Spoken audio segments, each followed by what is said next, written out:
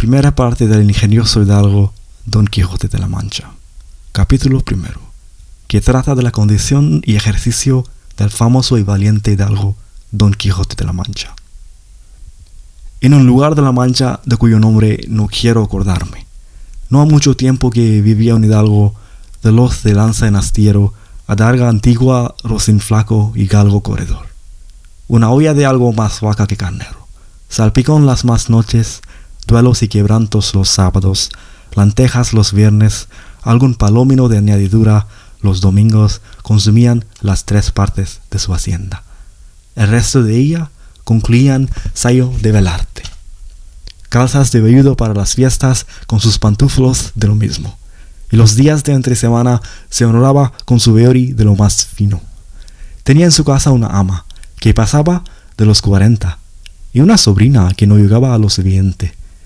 Y un mozo de campo y plaza que así enciaba el rocín como tomaba la podadera. Frisaba la edad de nuestro hidalgo con los 50 años. Era de complexión recia, seco de carnes, enjuto de rostro. Gran madrugador y amigo de la casa. Quieren decir que tenía el sobrenombre de Quijada o Quesada, que en esto hay alguna diferencia en los autores que de este caso escriben. Aunque por conjeturas verosímiles se deja entender que se llamaba Quijana, pero eso importa poco a nuestro cuento, basta que en la narración de él no se salga un punto de la verdad. Después de saber que este sobredicho hidalgo, los ratos que estaba ocioso, que eran los más del año, se daba a leer libros de caballerías, con tanta afición y gusto que olvidó casi de todo punto el ejercicio de la casa y aun la administración de su hacienda. Y llegó a tanto su curiosidad y desatino en esto, que vendió muchas fanegas de tierra de sembradura para comprar libros de caballerías en que leer, y así llevó a su casa todos cuantos pudo haber de ellos. Y de todos, ningunos le parecían tan bien como los que compuso el famoso Feliciano de Silva, porque la claridad de su prosa y aquellas intricadas razones suyas le parecían de perlas, y más cuando llegaba a leer aquellos requiebros y cartas de desafíos, donde en muchas partes hallaba escrito: la razón de la sinrazón que mi razón se hace, de tal manera mi razón enflaquece, que con razón me quejo de la vuestra fermosura. Y también cuando leía: los altos cielos que de vuestra divinidad divinamente con las estrellas os fortifican, y os hacen merecedora del merecimiento que merece la vuestra grandeza. Con estas razones perdía el pobre caballero el juicio, y desesperábase por entenderlas y desentrañarles el sentido, que no se lo sacaran ni las entendiera el mismo Aristóteles. Si resucitara para solo ello, no estaba muy bien, con las heridas que don Belianis daba y reciba, porque se imaginaba que por grandes maestros que lo hubiesen curado, no dejaría de tener el rostro y todo el cuerpo lleno de cicatrices y señales. Pero con todo, alababa en su autor aquel acabar su libro con la promesa de aquella incapable aventura. Y muchas veces le vino deseo de tomar la pluma y darle fin al pie de la letra, como ahí se promete. Y sin duda alguna lo hiciera y aún saliera con ello, si otros mayores y continuos pensamientos no se lo estorbaran. Tuvo muchas veces competencia con el cura de su lugar, que era hombre doctor graduado en Sigüenza, sobre cual había sido un mejor caballero Palmerín de Inglaterra, o Amadís de Gaula, mas maese Nicolás, barbero del mismo pueblo, decía que ninguno llegaba al caballero del Febo, y que si alguno se podía comparar era don Galoar, hermano de Amadís de Gaula, porque tenía muy acomodada condición para todo, que no era caballero melindroso ni tan llorón como su hermano, y que en lo de la valentía no le iba en zaga. En resolución, él se fracasó tanto en su lectura, que se le pasaban las noches leyendo de claro en claro, y los días de turbio en turbio, y así del poco dormir y del mucho leer. Se le secó el cerebro de manera que vino a perder el juicio. Llenósele la fantasía de todo aquello que leía en los libros, así de encantamientos como de pendencias, batallas, desafios, heridas, requiebros, amores, tormentas y disparates imposibles. Y asentósele de tal modo en la imaginación que era verdad toda aquella máquina de aquellas soñadas invenciones que leía.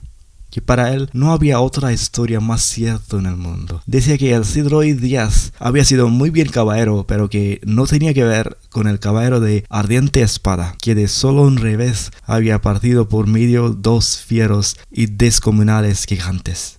Mejor estaba con Bernardo del Carpio, porque con Roncesvalles había muerto a Roldán, el encantado, valiéndose de la industria de Hércules. Cuando ahogó a Anteo, el hijo de la tierra, entre los brazos, decía mucho bien del gigante Morgante, porque con ser de aquella generación gigantea que todos son superbios y descomedidos, él solo era afable y bien criado, pero sobre todos estaba bien con Reinaldos de Montalbán, y más cuando le veía salir de su castillo y robar cuantos topaba, y cuando Inalan robó aquel ídolo de Mahoma que era todo de oro. Según dice su historia, diera él por dar una mano de coces al traidor de Galagón.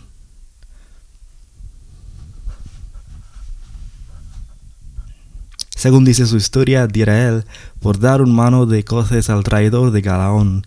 al ama que tenía y aún a su sobrina de añadidura. En efecto, rematado ya su juicio, vino a dar en el más extraño pensamiento que jamás dio loco en el mundo.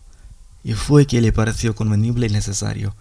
así para el aumento de su honra como para el servicio de su república, hacerse caballero andante y irse por todo el mundo con sus armas y caballo a buscar las aventuras y a ejercitarse en todo aquello que él había leído que los caballeros andantes ejercitaban, deshaciendo todo género de agravio y poniéndose en ocasiones y peligros donde acabándolos, cóbrase eterno nombre y fama. Imaginábase el pobre ya coronado por el valor de su brazo, por lo menos del imperio de Trapisonda, y así con estos tan agradables pensamientos, llevado del extraño gusto que en ellos sentía, se dio priesa a poner en efecto lo que deseaba, y lo primero que hizo fue limpiar unas armas que habían sido de sus bisabuelos, que tomadas de orín y llenas de moho, luengos siglos sabía que estaban puestas y olvidadas en un rincón. Limpiólas y aderezólas lo mejor que pudo, pero vio que tenían una gran falta, y era que no tenían celada de encaje, sino morión simple. Más a esto suplió su industria, porque de cartones hizo un mundo de media celada que, encajada con el morión, hacían una apariencia de celada entera. Es verdad que, para probar si era fuerte y podía estar al riesgo de una cuchillada, sacó su espada y le dio 2 golpes. Y con el primero, en un punto, deshizo lo que había hecho en una semana, y no dejó de parecerle más la felicidad con que la había hecho pedazos. Y por asegurarse de este peligro, la tornó a hacer de nuevo, poniéndole unas varas de hierro por dentro, de tal manera que él quedó satisfecho de su fortaleza, y sin querer hacer nueva experiencia de ella, la disputó y tuvo por celada finísima de encaje. Fue luego a ver su rocín, y aunque tenía más cuartos que un real, y más tachas que el caballo de Gonela, que tantum pellis et osa fuit, le pareció que ni el bucéfalo de Alejandro, ni Babieca el del Cid, con él se igualaban. 4 días se le pasaron en imaginar qué nombre le pondría, porque según se decía él a sí mismo, no era razón que caballo de caballero tan famoso y tan bueno él por sí estuviese sin nombre conocido. Y así procuraba acomodársele de manera de que declarase quién había sido antes que fuese de caballero andante. Y lo que era entonces, pues estaba muy puesto en razón que, mudando su señor estado, mudase él también el nombre, y le cobrase famoso y de estruendo, como convenía a la nueva orden y al nuevo ejercicio que ya profesaba. Y así, después de muchos nombres que formó, borró y quitó, añadió, deshizo y tornó, a hacer en su memoria e imaginación, al fin le vino a llamar Rocinante, nombre a su parecer alto, sonoro y significativo de lo que había sido cuando fue Rocín, antes de lo que ahora era, pues era antes y primero de todos los rocines del mundo. Puesto nombre y tan a su gusto a su caballo, quiso ponérsele a sí mismo, y en este pensamiento duró otros 8 días, y al cabo se vino a llamar Don Quijote, de donde, como queda dicho, tomaron ocasión los autores de esta tan verdadera historia que sin duda se debía de llamar Quijada y no Quesada,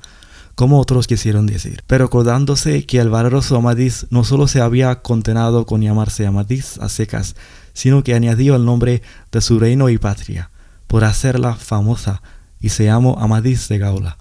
Así quiso, como bien caballero, añadir al suyo el nombre de la suya y llamarse Don Quijote de la Mancha, con que a su parecer declaraba muy al vivo su linaje y patria, y la honoraba con tomar el sobrenombre de ella. Limpias pues sus armas, hecho del morión celada, puesto nombre a su rocín y confirmádose a sí mismo. Se dio a entender que no le faltaba otra cosa sin buscar una dama de quien enamorarse, porque el caballero andante sin amores era árbol sin hojas y sin fruto y cuerpo sin alma, decíase él. Si yo, por malos de mis pecados o por mi buena suerte, me encuentro por ahí con algún gigante como de ordinario, les acontece a los caballeros andantes, y le derivo de no encuentro, o le parto por mitad del cuerpo, o finalmente le venzo y le rindo. ¿No será bien tener a quien enviarle presentado, y que entre y se hinque de rodillas ante mi dulce señora, y diga con voz humilde y rendida: yo, señora, soy el gigante Caraculiambro, señor de la ínsula Malindrania, a quien venció en singular batalla, el jamás como se debe alabado caballero Don Quijote de la Mancha, el cual me mandó que me presentase ante la vuestra merced, para que la vuestra grandeza disponga de mí a su talente. Oh, cómo se holgó nuestro bien caballero cuando hubo hecho este discurso, y más cuando halló a quien dar nombre de su dama. Y fue a lo que se cree que en un lugar cerca del suyo había una moza labradora, de muy buen parecer, de quien él un tiempo anduvo enamorado, aunque según se entiende, ella jamás lo supo, ni le dio cata de ello. Llamábase a don San Lorenzo, y a ésta le pareció ser bien darle título de señora de sus pensamientos, y buscándole nombre que no desdijese mucho del suyo, y que tirase y se encaminase al de princesa y gran señora, vino a llamarla Dulcinea del Toboso, porque era natural del Toboso, nombre a su parecer músico y peregrino y significativo, como todos los demás que a él y a sus cosas había puesto.